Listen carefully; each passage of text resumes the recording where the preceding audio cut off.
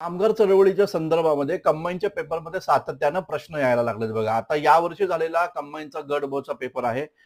त्यामध्ये प्रश्न आला बघा. पूर्व परीक्षेचा हा पेपर आहे. 2 फेब्रुवारीला परीक्षा आपली झाली होती. तर त्यामध्ये एक प्रश्न विचारला गेला बघा.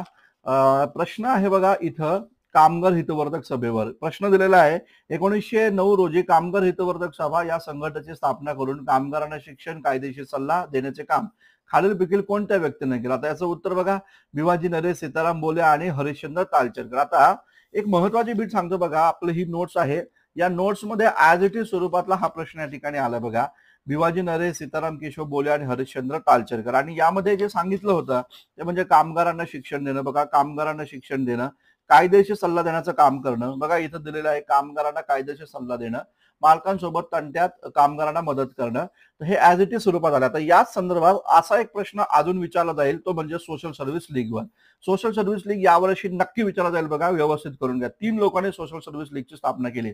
एक नारायण मल्हार जोशी, नरेश अप्पाजी द्रविड आणि गोपाळकृष्ण देवधर या तिघांनी या संघटनेची स्थापना केली. याचा अजून एक महत्वाचा मुद्दा लक्षात घ्या.